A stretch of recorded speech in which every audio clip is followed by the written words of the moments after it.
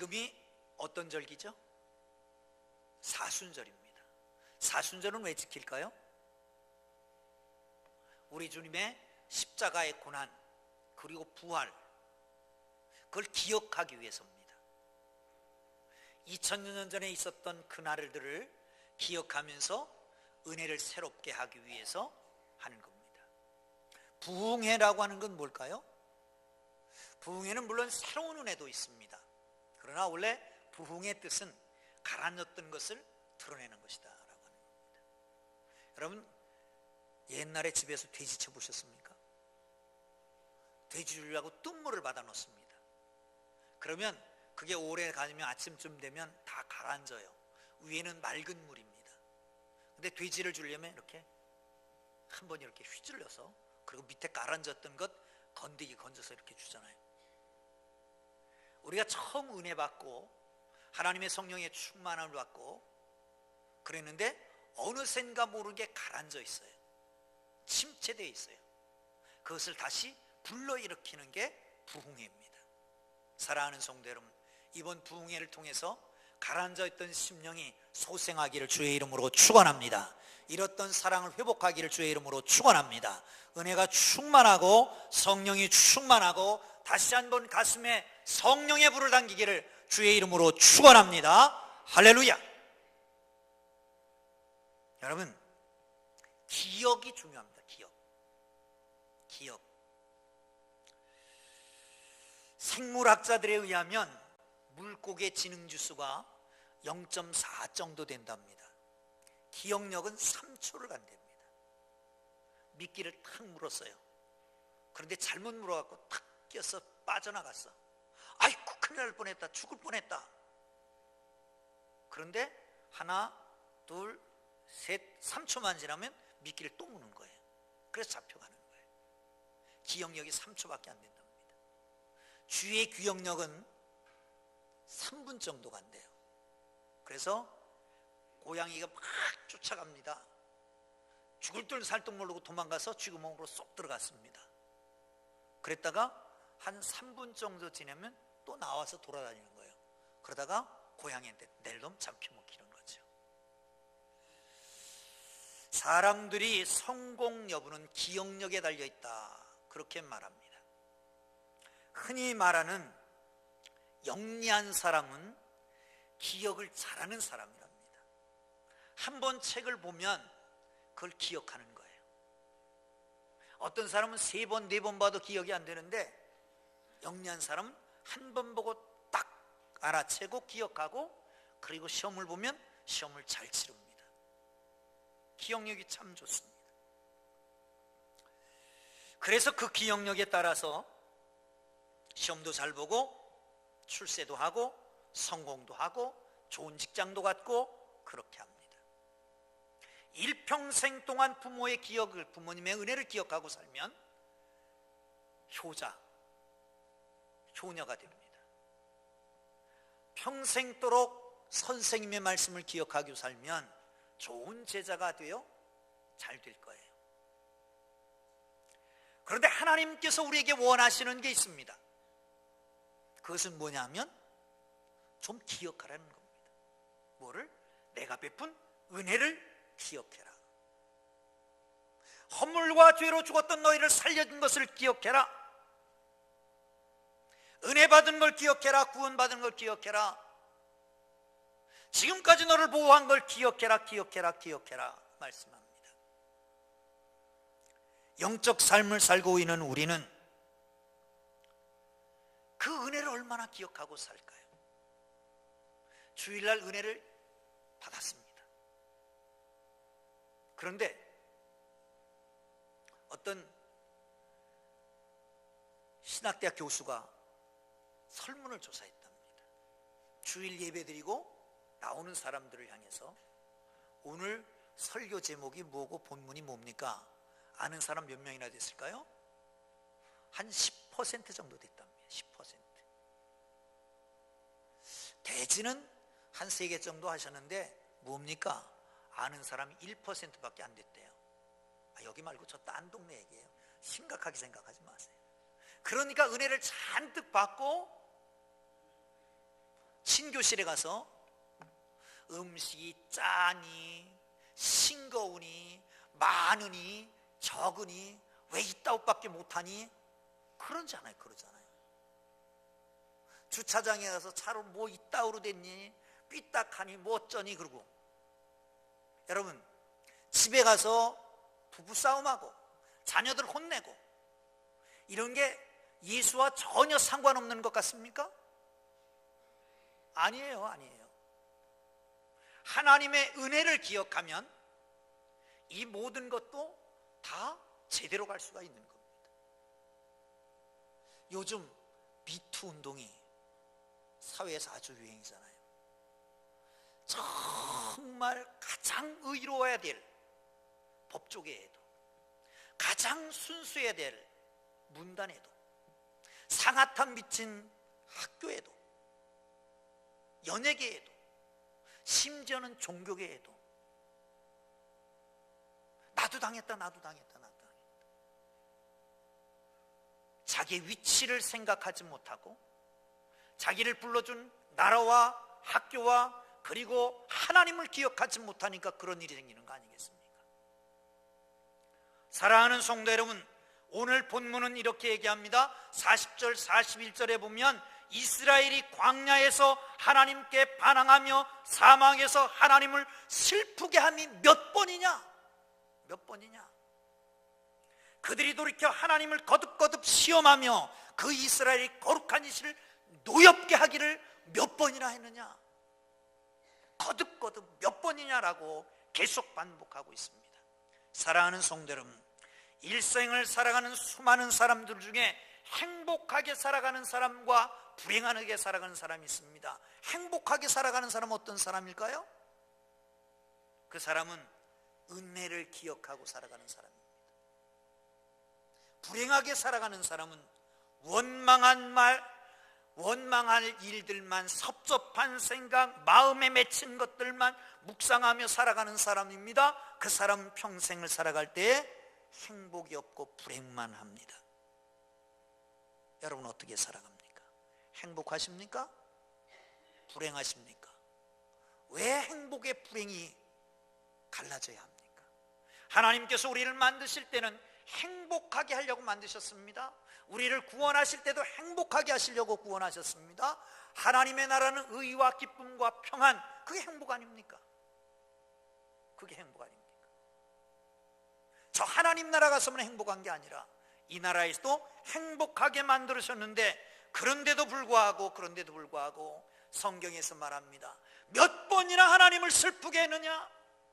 거듭거듭 하나님을 노엽게 하였도다. 그러면 어떻게 해야 될까요? 기억하지 않았기 때문에. 뭐를 기억하지 않았기 때문에? 하나님의 은총, 하나님의 은혜를 기억하지 않았기 때문에 하나님께서 징벌도 하신다는 겁니다. 성경의 역사를 보면 하나님이 징벌하십니다. 그러면 회개해요. 하나님이 은혜를 베풀어요. 그런데 다시 죄를 져요. 그럼 다시 지금 이게 그냥 돌아가는 거예요. 이렇게. 이런 사이클. 하나님의 은혜, 그런데 죄를 짓고 회개하면 하나님의 은혜를 베푸셔요. 그러면 계속해서 하나님의 은혜와 축복 이렇게 가면 얼마나 좋겠습니까? 사랑하는 성도 여러분, 여러분의 삶 속에는 이렇게 지속되기를 주의 이름으로 축원합니다. 그 비결은 뭘까요? 하나님의 은혜를 기억하는 겁니다. 어떤 은혜를 기억할까요? 첫째, 42절 봅니다. 시작. 그들이 그의 구원의 손을 기억하지 아니하며 대적에게서 그들을 구원하신 날도 기억하지 아니하였도다. 아멘. 그의 권능의 손, 구원의 능력의 손을 말합니다. 구원의 날, 그걸 기억하지 않았다는 겁니다. 여러분 잘 아는 대로 이스라엘은 400년 동안 애굽이라고 하는 가장 강한 나라, 그 당시에 세계를 주름잡던 가장 강력한 강대국에 포로되어서 400년 동안 살았습니다. 애굽의 종되었던 그들을 불쌍히 여겼습니다. 그래서 젖과 꿀이 흐르는 땅, 축복의 땅으로 그들을 인도하셨습니다. 이처럼 이스라엘 백성들에게 가장 놀라운 은혜, 감사의 조건이 바로 출애굽이었습니다. 그런데 그걸 잃어버리고 살았다는 거예요. 기억하지 않았다는 것이죠. 여러분, 구약에서 가장 충격적인 사건이 뭐였습니까? 그것은 출애굽 사건입니다. 신약에서 가장 충격적인 사건은 부활 사건입니다. 그래서 구약의 이스라엘 백성들은 율법을 주실 때에도 나는 너희를 애굽 땅 종되었던 곳에서 인도해낸 여호와다 이렇게 주십니다. 이스라엘 백성들이 범죄해서 선지자를 파송할 때도 내 백성에게 가서 이르기를 나는 너희를 애굽 땅 종되었던 곳에서 인도해낸 여호와가 보냈다고 말해라 이렇게 말합니다. 그런데 그걸 잃어버리는 거예요. 우리는 신약의 가장 중요한 사건, 충격적인 사건은 부활입니다. 부활은 어떤 의미가 있을까요? 허물과 죄로 죽었던 우리를 살리셨다는 의미입니다. 영적으로 보면 우리가 예수 그리스도 밖에 있을 때의 죄의 종이었습니다. 사탄의 노예였습니다. 그 권세에 묶여 있었습니다. 그런데 우리를 불쌍히 여기셔서 예수 그리스도를 보내주시고 십자가에 내주시고 그를 믿는 자에게 모든 죄의 권세에서 해방시키고 하나님의 자녀가 되는 권세를 주신 걸 믿으시기를 축원합니다. 이 은혜에 감사하며 살아가는 겁니다. 그런데 이것을 잊어버리고 살 때가 얼마나 많습니까? 종종 어떤 사람들은 예수님을 영접한 날, 구원의 날, 그런 걸 기억하는 사람도 있습니다.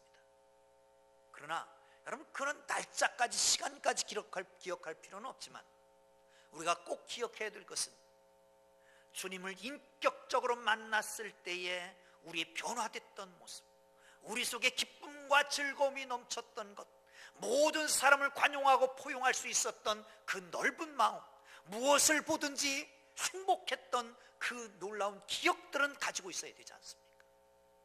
할렐루야! 할렐루야! 이것들이 기억나기를 주의 이름으로 축원합니다. 그래서 요한계시록에서는 첫사랑을 잃어버렸다고 하는 게 바로 그겁니다. 사랑하는 성도 여러분, 하나님께서 주시는 이 놀라운 은혜가 여러분 부흥회를 통해서 우리 오늘 예배를 통해서 회복되기를 주의 이름으로 축원합니다. 할렐루야! 어떤 목사님이 길을 가다가 차가 지나가고 신호등이 빨간 신호등이기 때문에 서서 기다리고 있었습니다. 한 청년이 다가오더니 목사님 안녕하십니까? 저는 목사님이 섬기는 교회의 청년입니다. 목사님 예배 때마다 정말 은혜 많이 받습니다. 그런데 저게 성경을 보면서 또한 신앙생활을 하면서 꼭 풀리지 않은 의문이 있습니다. 이 문제 좀 꼭 풀어주시면 좋겠습니다. 아, 그래요? 내가 아는 한도 내에서 최선을 다해서 설명을 해주겠습니다. 도대체 그 문제가 뭡니까? 목사님, 예수님이 전능하신 하나님의 아들이시지 않습니까? 전능한 분이시지 않습니까? 그런데 왜 가룟 유다를 제자로 선택해 갖고 배신을 당합니까? 이런 질문을 던지더라는 거예요. 여러분, 왜 그런 것 같습니까? 근데 목사님이 껄껄 웃더니 글쎄요, 그것이 저도 궁금합니다. 성경에는 안 나왔으니까. 그리고 이어서 이런 얘기를 했습니다. 나도 정말 궁금한 게 하나 있습니다. 그 궁금한 거는 나같이 쓸모없고 죄 많고 못된 인간을 왜 불러서 하나님의 자녀 삼으셨는지 그걸 모르겠습니다.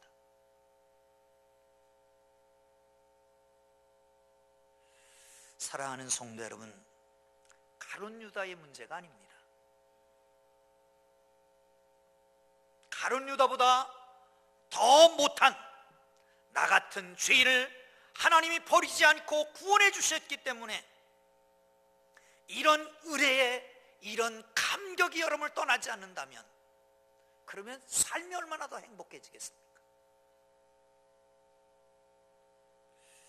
며칠 전에도 찬양하면서 제가 눈물을 흘린 적이 있는데, 그래서 찬양은 안 하려고 그럽니다. 305장, 나 같은 죄인 살리신 주 은혜 놀라워. 2절, 큰 죄악에서 건지신 주 은혜 고마워. 이제껏 내가 산 것도 주님의 은혜라. 4절, 거기서 우리 영혼이 주님의 은혜로. 여러분, 나 같은 죄인 살린 것도 하나님의 은혜고, 큰 죄악에서 건지신 것도 하나님의 은혜고, 이제껏 내가 산 것도 하나님의 은혜고, 저 하나님 나라 가서 하나님과 영원히 거할 것, 그것도 또한 하나님의 은혜. 할렐루야. 이 하나님의 은혜를 기억하며 살기를 주님 이름으로 축원합니다. 할렐루야. 43절 시작. 그때에 하나님이 애굽에서 그의 표적들을 소환들에서 그의 징조들을 나타내사. 아멘. 애굽에서 그의 표적들을, 소환들에서 그의 징조들을. 이 말은 언젠가 말했던 것처럼 동의어적 대구법이라고 하는 겁니다.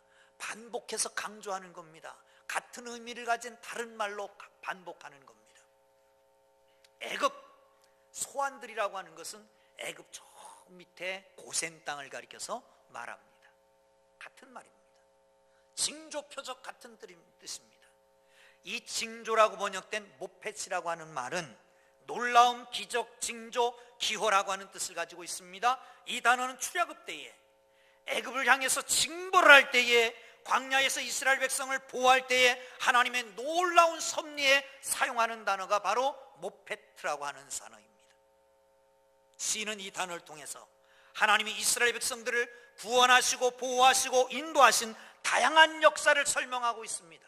오늘 본문에서는 애굽에서, 소환들에서 표적과 징조를 보이셨다는 거예요. 그리고 그 다음부터 10가지 재앙을 얘기하는데, 물론 출애굽기에 나온 10가지 재앙과 순서도 같지 않고 똑같이 10가지를 다 쓰지는 않습니다만은, 그런데 이걸 보는 사람, 듣는 사람은 이미 알았습니다. 아, 애굽에 부었던 10가지 재앙이구나. 물론 10가지 재앙 알지 않습니까?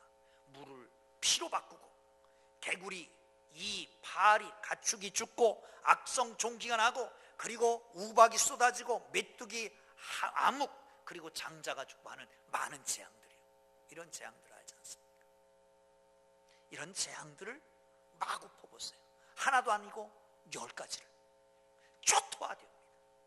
그런데 그 과정에서 이스라엘 백성들을 하나도 다치지 않도록 보호하십니다. 뿐만 아니라 여기 10가지 재앙에 관계된 것들은 애굽에서 섬기던 신들입니다.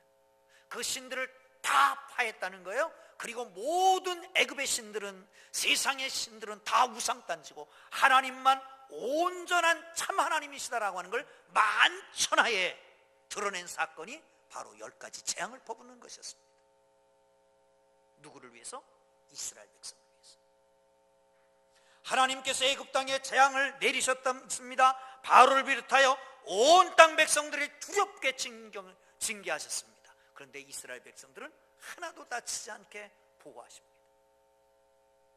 이 얼마나 큰 은혜인데 이거를 기억하지 못하고 있는 겁니다. 철저하게 구별된 그들을 보호하지, 그들을 잃어버리고 사는 겁니다. 사랑하는 성도 여러분, 시인은 그를 위해서 찬양하고 있습니다. 질책하고 있습니다. 그런데 보세요, 홍해를 건넙니다. 이스라엘 백성들은 마른 땅같이 건너고, 애굽 사람들은 다 거기에 수장되는 걸 보았습니다. 출애굽기 15장에 보면 모세가 찬양을 합니다. 미리암이 찬양을 합니다. 온 백성이 찬양을 합니다. 그리고 난 다음에 3일 길을 가니까 광야길에 물이 없다고, 쓴물이 나온다고 원망합니다. 여러분, 그 은혜를, 하나님이 행하신 것을 며칠 기억해요? 3일밖에 기억 못합니다. 그래서 아마 수요 예배가 생긴 것 같아요. 3일 예배가. 잃어버린 거 다시 회복하라고. 사랑하는 성도 여러분, 그렇습니다. 은혜를 알았으면 은혜를 갚을 풀 줄도 알아요. 은혜를 기억하고 생각해야 합니다. 중국 하얼빈 남쪽의 완달산이라고 하는 산기슭에 한 여인이 살았답니다. 이 여인은 남이 어려운 모습을 못 보는 거예요. 누가 굶는다고 그러면 자기가 굶더라도 자기 양식을 갖다 줍니다. 누가 아프다고 그러면 의사를 데리고 왕진을 가고 약값을 자기가 다 제공해 줍니다. 이렇게 신실하게 살던 사람이 어느 날 방에서 뜨개질을 하는데 살짝 문틈이 열려진 틈으로 사슴 한 마리가 뛰어들어오는 겁니다. 보니까 놀란 것 같아요. 가슴에 품었습니다. 그리고 있는데 조금 있더니 사냥꾼이 문을 두드리는 거예요. 사슴 한 마리 못 봤습니까? 얼른 치마폭에 감추고 그리고 뜨개질을 계속하고 있습니다. 아무렇지도 않은 듯이. 못 봤습니까? 아니 못 봤는데요. 이 여기 안 들어왔습니까? 아니 들어오지 않았습니다. 두리번 거리더니 나갔습니다. 품어주고 안아주고 놀란 것 같아서 그 죽을 써서 먹이고 그리고 이 사슴이 잘 이제 회복이 돼서 돌아가게 됩니다. 근데 여러분 이런 전설에 꼭 나오는 게 있잖아요. 그죠? 무엇가 나올 것 같아요? 이 여인이 아픈 게 나와야지 당연히. 아이를 낳습니다. 하열이 너무 심해가지고 어떡할 길이 없어요. 남편이 백방으로 약을 수소문해 봤지만 백약이 무효. 아무런 효과가 나타나지 않는 거예요. 그러고 있는데 사슴 한 마리가 왔습니다. 그 집을 서너 바퀴 돌더니 입에 물었던 약초를 놓고 간 거예요. 그 약초를 대먹였더니 낫겠어요? 안 낫겠어요? 낫겠지. 그게 동화지. 그게 전설이고. 그래서 그 약 이름을 녹함초라고 한답니다. 사슴 녹자, 제갈 함자, 그리고 풀초자 써서 그 사슴이 입에 물고 온 풀이다 뭐 이런 뜻이잖아요. 사랑하는 성도 여러분, 미물도 짐승도 그 주인을 생각하고 그가 베풀었던 은혜를 생각하고 그 은혜를 갚는 거 아닙니까? 우리 전래동화에도 그런 게 수없이 많잖아요. 사랑하는 성도 여러분, 미물도 그런데 하나님께 받은 은혜, 하나님이 행하신 것을 기억 못한다면 되겠어요? 여러분 늘 기억하며 살기를 주님의 이름으로 축원합니다. 할렐루야. 마지막 한 가지 더 기억해야 될 것이 있습니다. 그것은 뭐냐면 하나님이 나와 함께 하신다는 거예요. 52절 53절을 봅니다. 시작. 그가 자기 백성은 양같이 인도하여 내시고 광야에서 양떼같이 지도하셨도다. 그들은 안전한 인도하시니 그들은 두려움이 없었으나 그들의 원수는 바다에 빠졌도다. 아멘. 왜 광야 40년 동안을 방황해 왔을까? 그냥 단번에 가면 일주일이면 갔을 텐데 왜 그랬을까? 우리는 거기에 대한 의문이 생기지만 하나님은 광야 40년 동안 양같이 인도하고 지도한다라고 하는 것을 알려주기 위해서였습니다. 여러분, 광야 40년은 먹을 것이 없는 것입니다. 설한 목자는 푸른 초장으로 인도하고 쉴 만한 물가로 인도하는데 하나님께서 그들을 광야에서 만나를 먹이고 메추라기를 내리셔서 양식을 대신하셨습니다. 마른 땅에 목마를 때에 반석에서 물이 나게 하셔서 그를 마시게 하셨습니다. 그뿐만 아닙니다. 광야는 너무너무 낮에는 덥습니다. 그래서 구름 기둥이 기둥이 아니라 위에 그늘막을 치는 겁니다. 그래서 인도하셨습니다. 밤에는 너무 춥습니다. 그래서 불기둥을 세워서 그들이 난로같이 해서 그들을 인도하시는 것입니다. 그런데 사랑하는 성도 여러분, 이 시대에 하나님께서 어제나 오늘이나 동일하신 하나님께서 구름기둥 불기둥으로 인도하시는 걸 믿으시기를 축원합니다. 아멘. 할렐루야. 세상에 더워 고통스러워 누구한테 할 말이 없어 가슴이 부글부글 끓어 정말 마음이 터질 것 같아 가슴이 터질 것 같아 심장이 터질 것 같을 때에 하나님께서 위로해 주시고 소생해 주시는 그런 경험을 하셨습니까? 그게 바로 시원한 구름기둥으로 인도하시는 하나님이십니다. 여러분, 외롭고 쓸쓸하고 춥고 그래서 인생을 포기하고 싶고 나를 붙들고 있는 모든 것을 다 놓고 싶을 때가 있었습니까? 그 추위에 하나님께서 오셔서 따뜻하게 품어주시고 위로하시고 소생케 하신 것, 그게 바로 하나님의 불기둥 아니었습니까? 양떼같이 인도하시고 광야의 양떼같이 지도하신다고 말씀하신 하나님께서 오늘도 우리를 안전하게 인도하시는 것을 믿으시기를 축원합니다. 할렐루야. 마치 목자가 양떼를 인도하는 것 같이, 기도하는 것 같이 우리를 인도하시는, 늘 함께 하시는 주님을 바라보고 그님을 인정하고 인도하는, 그리고 기억하고 살아가는 하나님의 백성들 되기를 주의 이름으로 축원합니다. 인생은 광야 같습니다. 의지할 데가 없습니다. 사람을 의지했다가 배신당하고 물질을 의지했다가 부도나고 이제는 됐나 보고 됐나 보다 하고 안도의 한숨을 내쉴 때 바로 문제가 생기고, 이게 광야 같은 세상 아닙니까? 그런데 하나님은 늘 함께 하신다고 말씀하십니다. 구름기둥으로 불기둥으로 목자같이 목자가 양을 인도하는 것처럼. 할렐루야. 할렐루야. 데이빗 리빙스턴이라고 하는 분을 모르는 분은 거의 없을 겁니다. 저 아프리카에 선교를 개척했던 분, 탐험가요 그리고 의사였던 바로 그분. 16년간 아프리카 사역을 하고 중간에 영국 모국에 돌아옵니다. 그리고 글래스고우라고 하는 대학에서 명예법학 박사 학위를 받게 됩니다. 당시에 학생들은 명예박사 학위 받는 것을 야지했습니다. 그날도 역시 강단에 모였던 모든 학생들이 강당에서 웅성웅성 되기 시작했습니다. 야지하는 거죠. 그런데 사회자가 리빙스턴을 소개합니다. 그리고 얼마 있으면 다시 아프리카로 돌아갈 것입니다. 그리고 드디어 등장했습니다.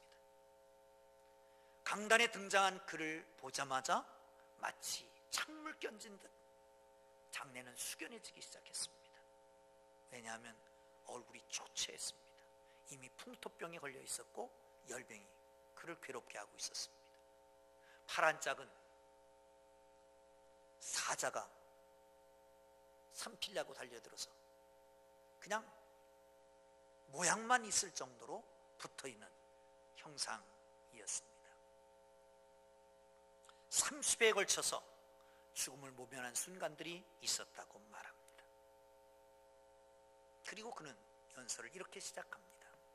내가 영국을 떠날 때, 그리고 저 아프리카 밀림에서 일할 때 나를 한결같이 지켜준 성경 말씀이 있습니다. 그런 다름이 아니라 마태복음 28장 20절 마지막 절 말씀입니다. 내가 너에게 분부한 모든 것을 가르쳐 지키게 하라. 볼지어다 내가 세상 끝날까지 너희와 함께 있으리라.